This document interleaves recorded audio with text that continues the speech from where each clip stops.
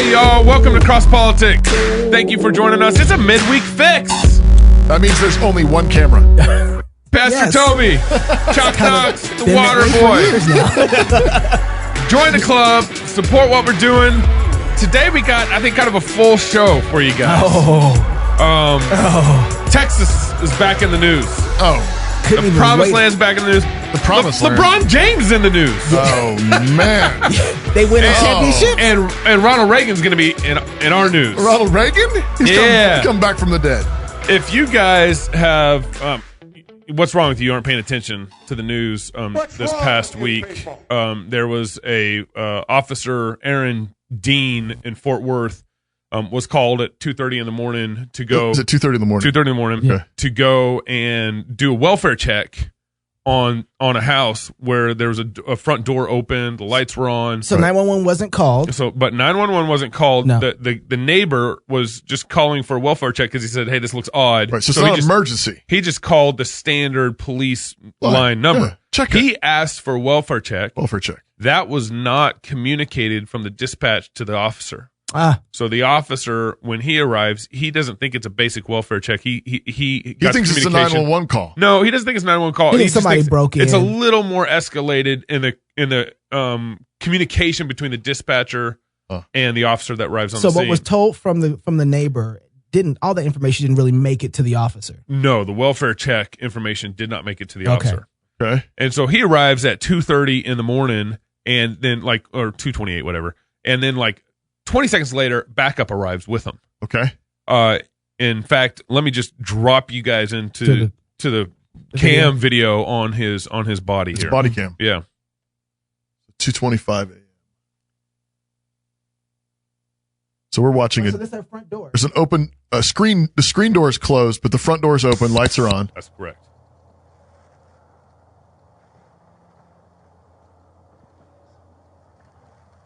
He's walking by. That is that this front door? Is that another side door? Looks like it might have been the side door.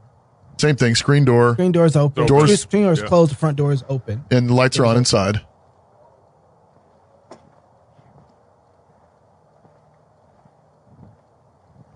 Just walking in the dark.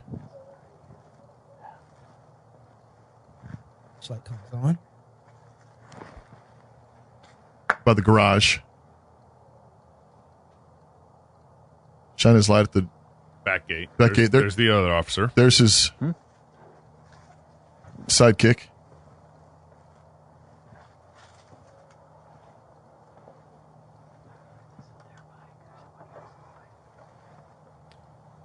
And then he walks through the back gate for those who aren't watching this but checking in on audio with us. Yeah.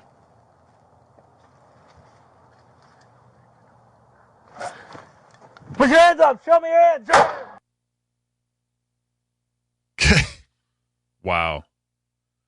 Now there's a still frame of a handgun. Found in the house. What are they blurring out? All the private stuff around. Private information around. Was she around the handgun? And then there's another belongings. A gun that was still shot of a gun. Of another gun. That's the end of the video. I mean, that was fast. That happened really fast. What did he say? So he said, "Hands up." Can you take back just that part again, right where he finds the video? When he finds, right when he looks through the window. Yeah, I can't do it on. Oh, you can't. Okay. No, yeah. All right. But he said really fast. Put your hands up, and then shot. And then immediately. He didn't get the words out ultimately. No. He shot over his words basically. Yeah. And she's dead. Yeah, and she died. She was killed with that one shot. Tatiana Jefferson. So she's 28 years old. She was babysitting her 28.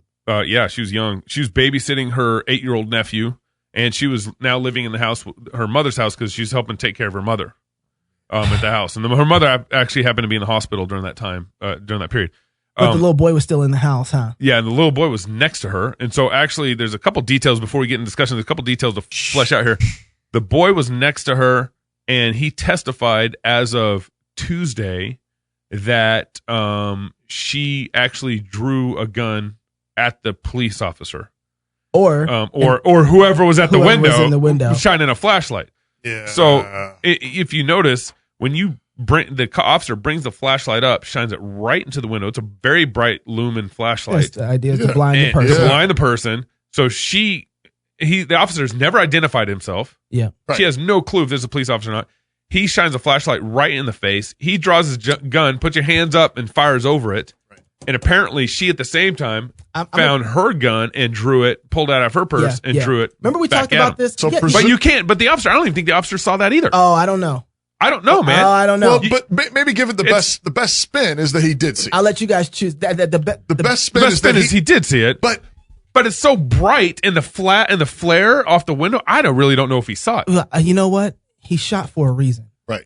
So I would say best case is that he saw saw her the going gun. for the gun or saw her He reaching saw the gun. pulling the gun out. Yeah. And So shot her. does that mean he could see that she's black then? No, but you can see a gun with a bright light. Yeah. You can see you might not be able to make out a person's race or whatever, but you can see the weapon in the shadow. I don't think he saw it. He has the brightest Well, light pointing at the window. He saw better than she did. Yeah, but you ever shine a light through a window Yeah, at a distance? It actually glares. You've been looking in my window? Did you notice he hit his target? He hit her. He did. So yeah. if he can make out her frame, Well, he can make out that there's a gun in her hand. Yeah. Okay. So I'm just you can I'll let you have that. you can have the generous view on that as far as like maybe he didn't. I'm gonna But go. that's not generous. I don't think Yeah, it's I generous think at it's all. worse. It's way worse. Way worse. If he didn't see her going for a gun, It's even worse. But here's the deal. Remember we were talking about this same kind of situation, but the other way around. Had I been in my apartment and we were talking and I about this had with my gun the Amy Geiger. with Amy Geiger, Yeah. and I shot her and John, what's his name? Or Jen, both of them, Jean. both of them, Gene. Yeah. Remember we were talking about this, and Yeah. just as you were saying this, it came back to my the mind. Castle law. The castle law, right? Castle law stuff. Right. Where certain states have these laws that Yes. protect the right of someone in their own home or where they have the right to feel safe, like at their Right. place of business or in their own car. Right. So long as they're not being aggressive My point was and that provocative. there was no way that I could look. Absolutely. I had my gun on me constantly. I live in my house with my gun on me. Someone comes up to your window at 2 a.m. Yes, there is. But here's the deal. Let's say Don't go to his window No. at 2 a.m. Well, no. Dave. Here's the deal. I actually have the responsibility and restraint to wait before I pull Yeah, this that's restrictor. true. I've Not trained. no, in that. not in dark. The Bible's pretty clear about this. You have the But he's not broken in. right of Unless way. the person on the other side has done Okay, something that's okay. posed a threat He's to the not safety broken of my in. Okay, family, yeah. I don't have the right to shoot them. Right. Okay, so but this is the point I was making though. Above all, is that I wouldn't have survived the situation No. in any way had that happened to me with the. I wouldn't have survived. Just in the same way. No one It's- would. well, no one it's- would. But my point is that if a police officer is in the process of making a mistake, you almost have to fire in order to be able to get them off of you, so you can try and make a decision. Uh-huh. If she would have fired first and then and yelled, "Accident! I didn't know it was the police. I'm so sorry." And I'm so sorry, yelling and tried to defuse the situation. She might have still been alive. The police officer's body armor might have got hit. It would have been a different situation. Yeah. Okay. Now, 'Cause he had body armor. But here's the deal. Let's say, for instance, that she didn't have the luxury. But he's got a responsibility. I agree. I'm just saying there's not a way for the individual on the other side to make out of that a situation alive. When you're in a position of authority, Yeah. you have greater responsibility. Yeah. And the responsibility means that you just can't go in having decided what's going on. You have to wait. You have to find out what's going on. Yeah, that's right. That's right.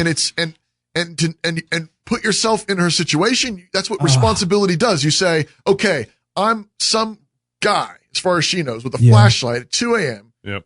creeping around somebody's house. Yeah. Yep. Which she knows she has her front door open. How much heightened is she gonna be? What does that feel like? And taking responsibility means knowing I could be mistaken, Right. as it for an intruder, for a burglar, for a violent somebody, and so you have to be the one that says, you have to be willing. We've said this before on the show. We took flack for this because who was it? The shooting that we talked about, Or you need to learn to take the bullet first, kind of thing. Yeah. The the Minnesota shooting. Castile. Castile. Was it Castile? Yeah. Philandro Castile.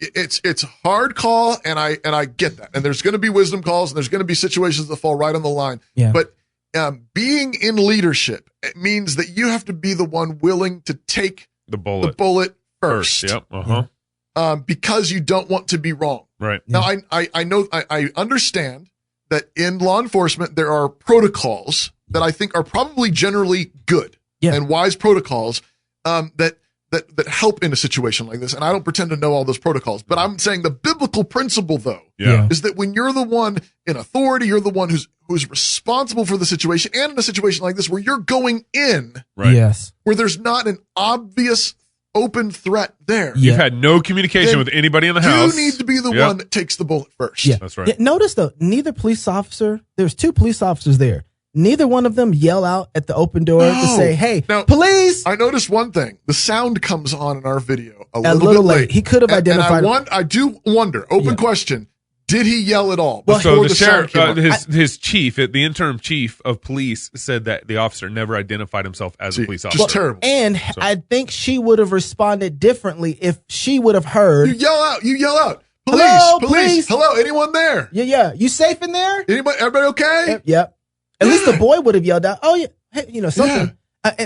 Oh gosh. And so this is heartbreaking because I could, if I think about this, I'm like, if my wife was at home alone and she's trying to protect the family, and this is just some friendly neighbor calls in a welfare check on the house at 2 a.m. and the neighbor said, "I wish I would have never made the call." He said she would have still been alive right now if I did not make that call. Now, I want to jump here. I want to say something. I talked to one of my friends who was a sergeant at LAPD. He had his own block and everything, managed it. And he also did training. He trained police officers. And he said, and I mentioned a little bit about this before, but he talked about the fact that some of the police officers who come into situations like this haven't thought through the process enough. They haven't had their boots on the ground enough to think through as an experienced journeyman how to handle the situation. And he said we would do drills. And the drill was they had a lady on a bench who was asleep, and somebody called and said, "Hey, guess what? There's a lady out here. She seems like a threat to herself and to others." So they show up, they give in the training procedure, they give the guy a beanbag shotgun. The beanbag shotgun is his, and he's got to say, "Hey, charging beanbag shotgun before he shoots." And so they yell to the lady on the bench, "Lady, would you please stand up?" And so she stands up, and she stands up with a 4-inch, flathead screwdriver. Okay. She's got a 4-inch, so it's not like a projectile weapon. Right. But he's like, "Would you please drop the weapon?" She says no. All right. He's like, "Put your hands up." She puts her hands up.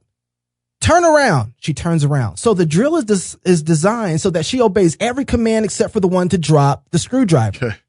And so he says, "Put the screwdriver down." And she says, "I will not put the screwdriver down. Squirrels take it from me.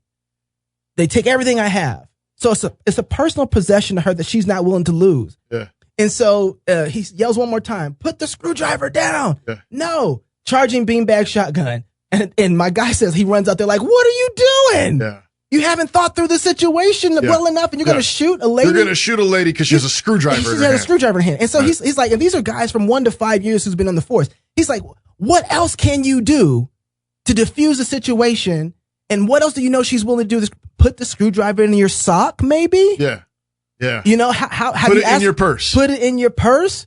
Because it's not a projectile weapon, you can get to her before that, right? I mean, he's like, they haven't thought through, because especially, and that's just a training exercise. Imagine when your life is on line. I'm glad they're doing training exercises like that, because you have to work through that. But this is one of those things where he, like you said, there's no way he's going to identify her as a black person. So therefore, malice in his heart's developed, and now I'm going to shoot and kill her. Yeah. That's not what happened. No, this is not. This could have been any one of our wives or our nieces or us. Yeah, absolutely. Man. And if she had a shotgun in her hand pointed at the window, she had every right to do that. Absolutely. She had every right to have the shotgun. And it's his responsibility to know that. That's right. You are acting in a way that invites that kind of defensive posture. Yeah. Yeah, but I've been thinking about this as, I think, of course, training is very important for cops. But the problem is like, we've just disconnected the Bible from training. We've disconnected the Word of God from cops going through officer training. And when you do that, then you end up with, you have no faculty or way of sorting through what does justice look like in the scenario and who am I in this situation. Your point was dead on. If I am in authority, I have more of a responsibility. Well, what teaches that to us? The Bible does. Yeah. Right. Officer training doesn't teach that. So play the Tamir Rice video. Because this is, I had never seen this video. You heard about it, though, but right? I heard about it, and you asked me if I'd seen it, and I don't think I ever saw it. So I don't remember. When was this situation? I can't remember what year this was. Where was it? What state?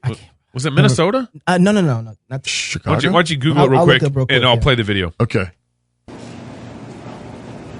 So for those who are on audio, this 14-year-old boy's at a park, 12-year-old boy's at a park. It's in a little like covered shelter area with a Gazebo. couple of. Cleveland, Ohio, I believe. Officers pull up right in front of him and shoot him. Get out of the car and shoot him at the same time. It is insane. You can't hear anything. I mean, just like that. The cop car pulls up. The guy steps out and shoots him. Almost before the car is in park. Yeah. Almost before it's in park. Tamir is 12. Yeah, he's 12 years old. This is in Cleveland, Ohio, back in 2002. Wow. Okay, Cleveland, Ohio, 2002. 12-year-old boy. The police were called. It was Because he had a someone toy Airsoft gun? Someone Airsoft saw gun? him out in the park playing with a gun, and they said, "Hey, it could be a fake gun." I They don't said know. that on the call? They said that on the call. It was not portrayed. It was not. communicated. Oh, we had a not communi- dispatcher problem again. Exactly, the dispatcher did not communicate that it could have been a fake gun. So the police officers, come to the scene assuming that there are people harmed. This is say, just insane. why not? Just for your own safety and other people's safety, do you have a loud horn on your car? Yeah. Do you have could you have not yelled out, "Boy, get on the ground. Right. Get on." And if the boy starts running, would you shot him still? No. No. No. You have no right to. No. But one of the things I think is interesting is I think he's putting the gun back inside of his pocket as he's coming. His little toy gun. Yeah, his little toy gun. So it's an airsoft gun. They look just like real guns. Yeah. But that's the point, is that they could have tried plenty of different options to diffuse the situation. And instead, they run up on, and this is ridiculous. And That's insane. There's nothing just about that at all. Did the officers get tried in this? I don't think that there was a payout for wrongful death for, I believe, like $5-something million for the family. Yeah, back to your point, Gabe, about just the Bible not informing there's all kinds of, all the way down to like principles of justice, evidence, testimony, proof, 2 or 3 witnesses, the due process, the right to defend yourself in your own home, Yeah. the responsibility of those with greater authority and greater power to take more of the weight. Okay, all of that. But I think top it all, there are what happens when you don't know God. You are afraid of dying. Yeah. Ooh. And you're afraid of sacrifice. But that's my point. Yeah. Is when you're afraid of dying, then what do? You shoot first. Yeah, that's right. You shoot first when you're afraid of dying. But this is the core. Even against a 12-year-old boy. Even if it gets a 12-year-old boy. Yeah.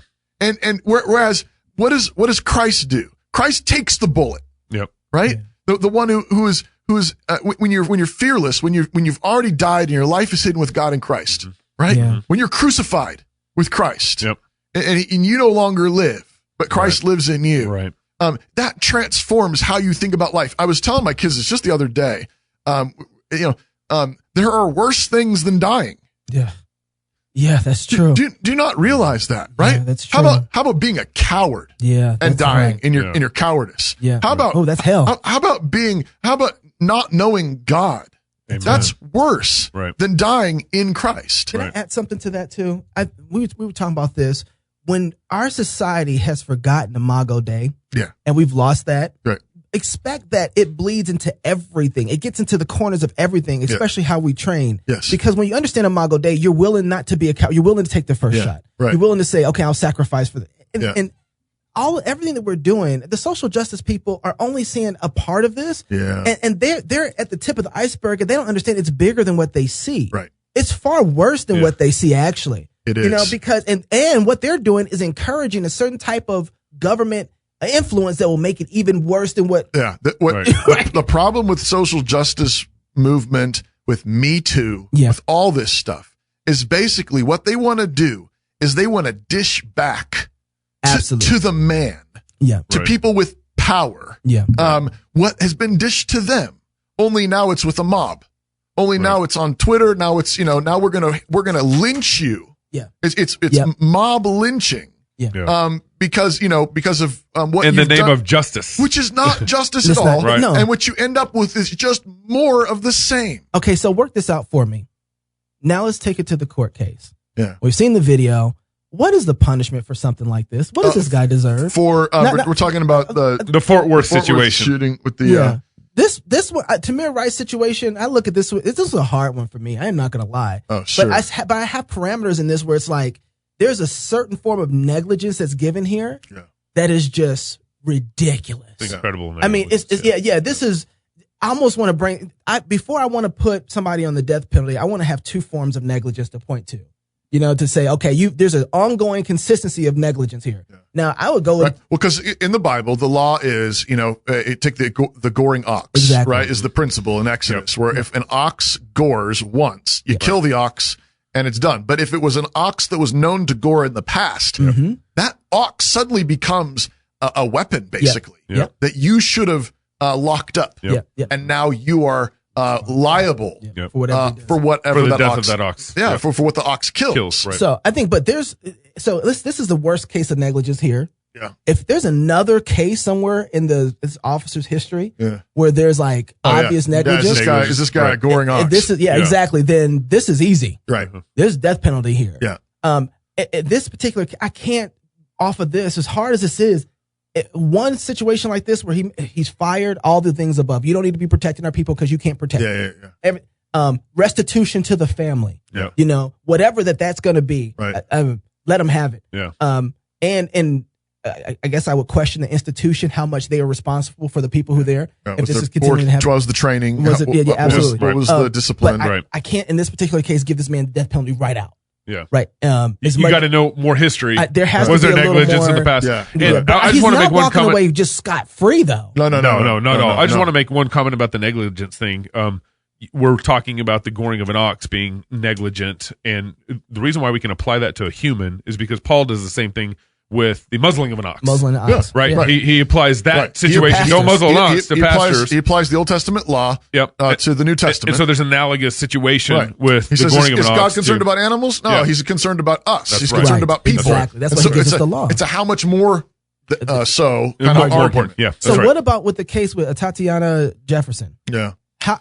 When you look at that situation, how do you approach that theologically with biblical law and judgment? Well, I mean, I think it is similar. I mean, I think you'd want to find out. I mean, this again, we have a video cam, but we need to know more. We need to know, what was communicated via the dispatcher. Yeah. We need to know was anything said or done prior to where the video cam picks up. Yep. It doesn't sound like there was. Yep. But I'd want to confirm that. Yeah. But also, this cop, he was new in 2018. Yeah, he had no previous. So, but I'm thinking, at least a negligent homicide kind of charge. Yeah. I don't. It doesn't seem to me that this lines up with hated his brother and his heart beforehand. No. So it's not first degree. Yeah. Okay, let me ask premeditated murder. I remember in Texas, you've only got capital murder, and manslaughter. Yeah. And so the question is this murder or is this manslaughter? It's not capital murder. And it's not capital murder in Texas. I would be, just on what I know right now, I'm leaning towards murder. Okay. Because I think he shot to kill. Murder 3? But I don't think Texas doesn't have that. But I would just say, I think he at least intended to incapacitate her. Absolutely. Yeah. And I think, but I think it's he shouldn't have. I mean, given the situation, he had no business shooting. That's right.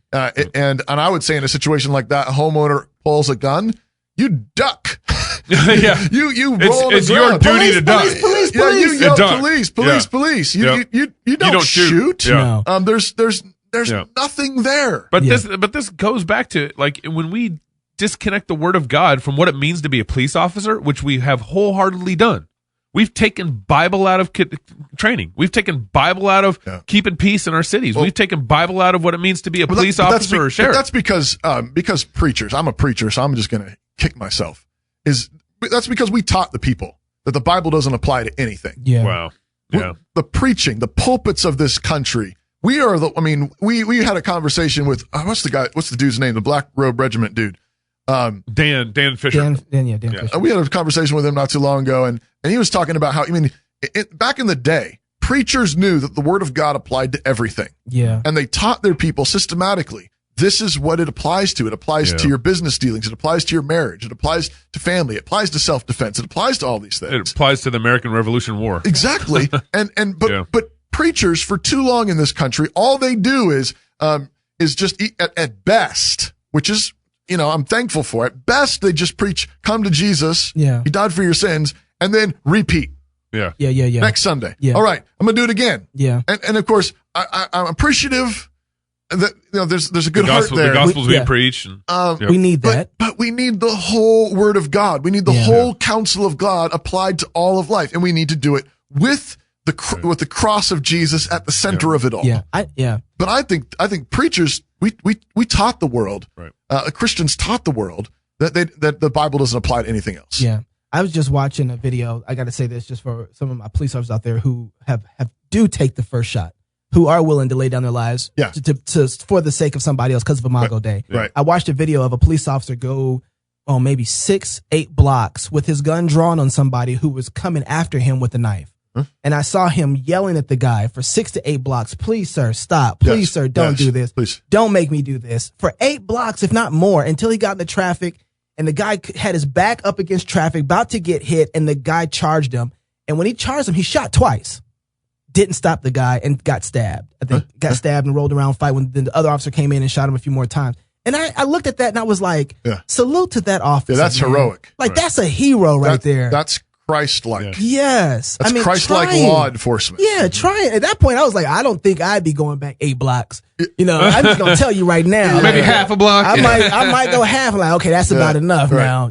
But he went 8 blocks, if not more. I mean, it just goes on for like 3 minutes. This guy running backwards, 2 officers who did this. And I was like, if that was happening more and more, if that was the approach more and more, I think less of these particular type of situations would be happening. But Hosea 6:4, my people are destroyed for lack of knowledge. Right. And that's exactly what's going on with our police training. And I think one of the things that's also come around recently is this whole Hong Kong China fiasco with the NBA.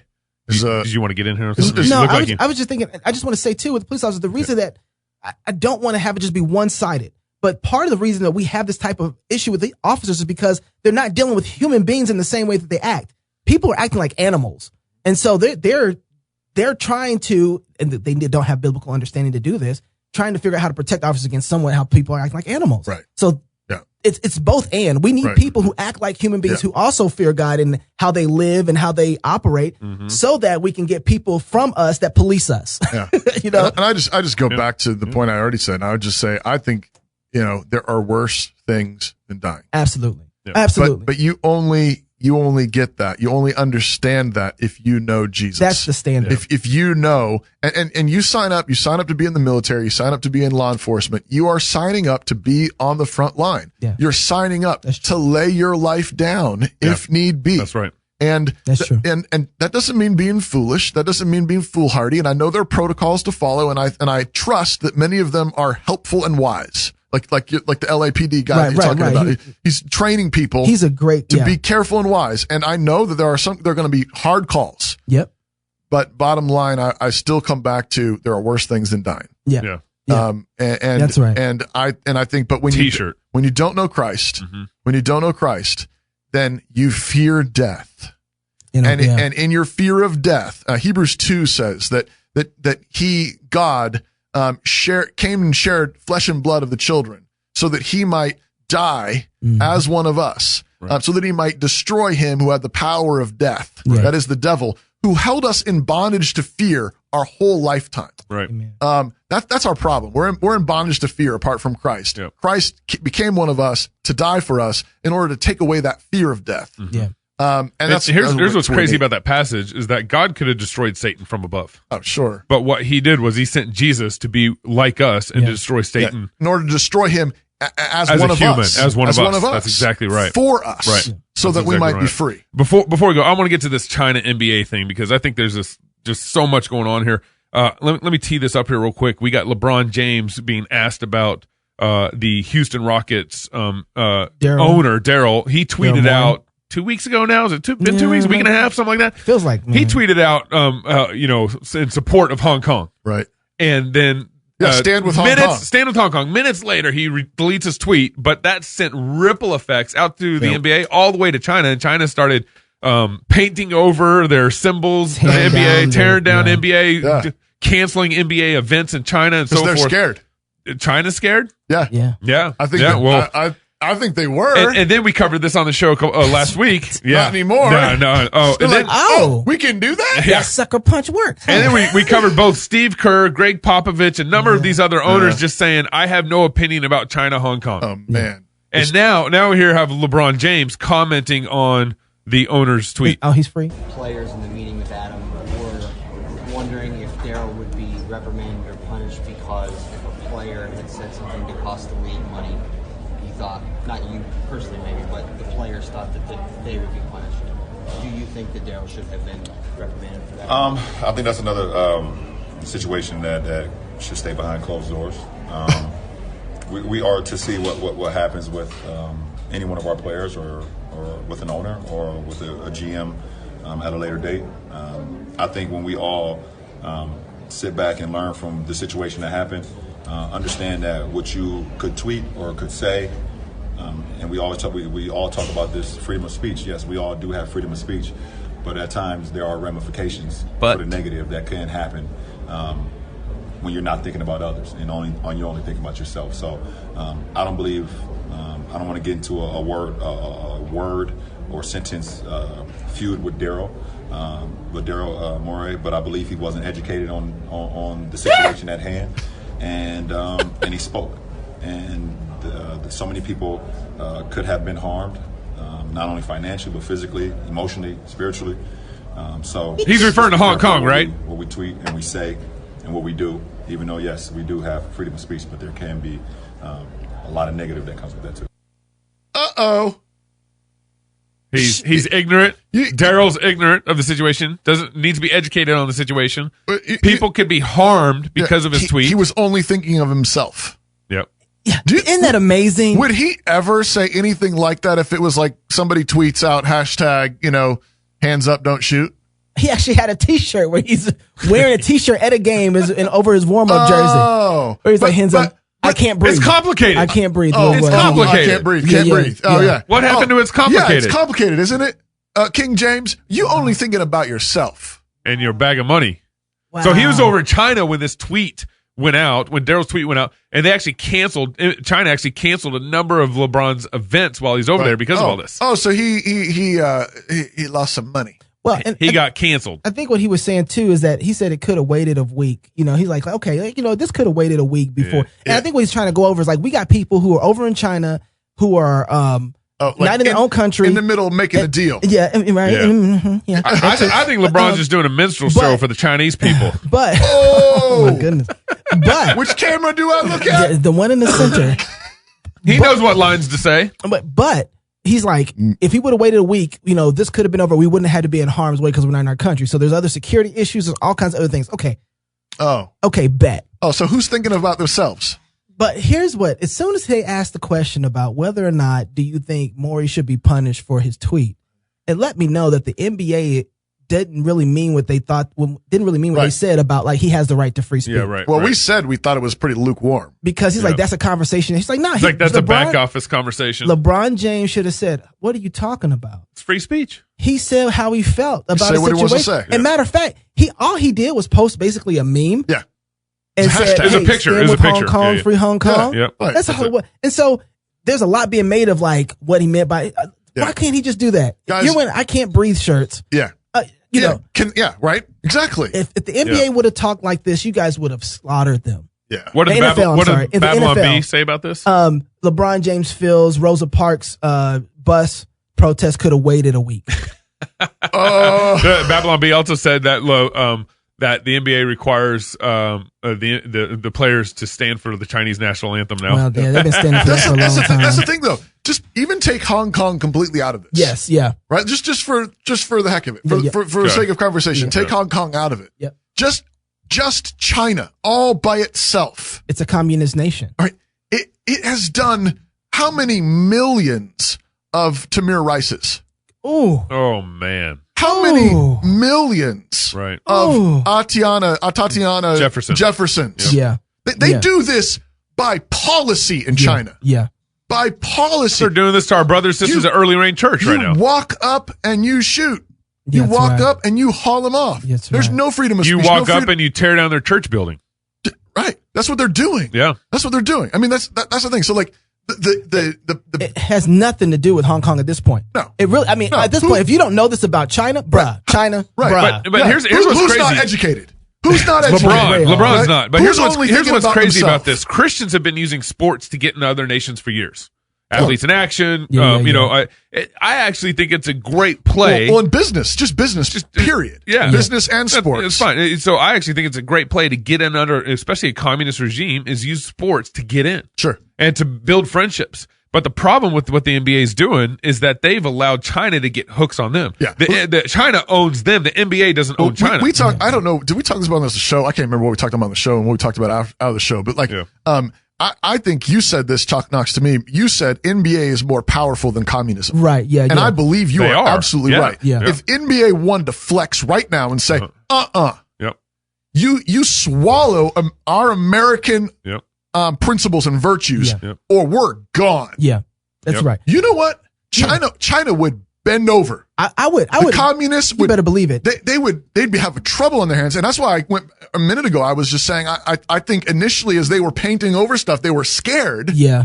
because, oh no. We'll see if this works. But the NBA is scared. And I think this is because idolatry makes you a coward. Oh, man. Message. Yeah, Idolatry that's right. always makes you a coward. Yep. And I look at the actual power and I think NBA could take communist China every day They of could the take down. week. anytime. Yep. And you know, it'd be Anytime. so easy. My And you got, and minuscule mind can think of ways to do this. Trump got it right when he was making fun of, I'm Yeah, scared, yeah, I'm scared, I'm Steve scared. Kerr. Yeah. You know, like, That's right. yeah, would way be to really, mock him. This would be really easy. Hey, you know what? We're not going to come over there and play. Right. We know that you sold tickets and stadiums and all that stuff. We're not going to come and play. Matter of fact, what I'm going to do is I'm going to get with some of the best hackers in the world, and we're going to free stream every basketball game from the China. NBA, Oh, man. and we're going to go play in Hong Kong, and we're going to make sure everybody in your country gets a link. Yeah. So best case scenario, Yeah, absolutely. exactly. Best case scenario, NBA is cowardly Yeah. Yep. because they're idolatrous, Yep. because all they can see is the dollar and they're afraid of losing money. That's right.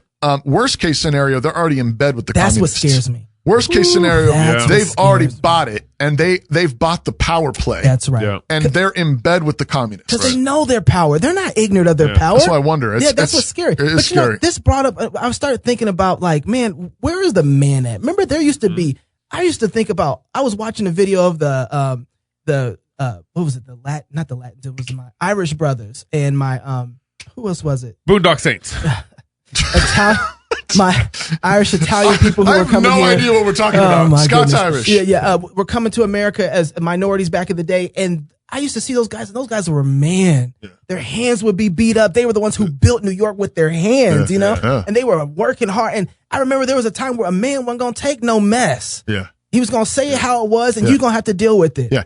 And he was willing to take the repercussions, repercussions for what he stood for. What he stood for, because it was That's worth it. What are you going to do? It was What, worth you going it. to kill me? So what the Yeah, NBA exactly. should do right now is go play a game in Hong Kong right now. Well, but here's the deal. Right now. That would be awesome if they like, did. hey, screw you, China. That was We're it. going to go ball in Hong Kong right now. Right. But first, what they need to do is what Reagan did back in Berlin. Right. Yeah. Yeah. What did he do? General Secretary Gorbachev, if you seek peace, if you seek prosperity for the Soviet Union and Eastern Europe, if you seek liberalization, come here to this gate. Mr. Gorbachev, open this gate. Oh, man.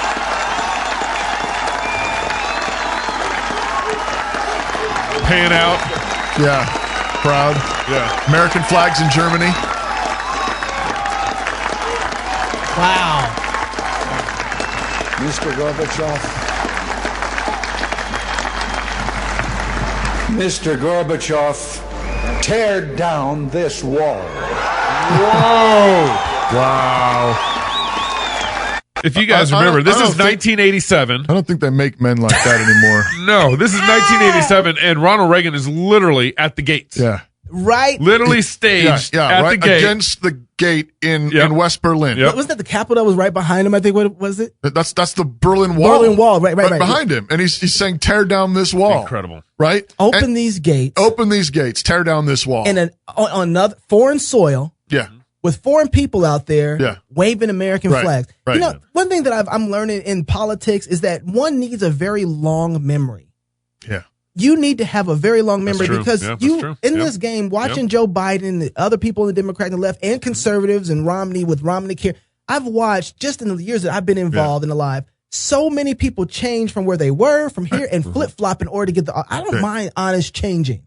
But watching them flip-flop and watching the cowardice and watching people say things that they never thought was going to catch back up with them again. Yeah. And now, and so our memory needs to be long, even to the point that we can understand the men that came before us so we can see the history of what masculinity looks like, what America stood for, and how we talk against communist nations. Like China. Yeah.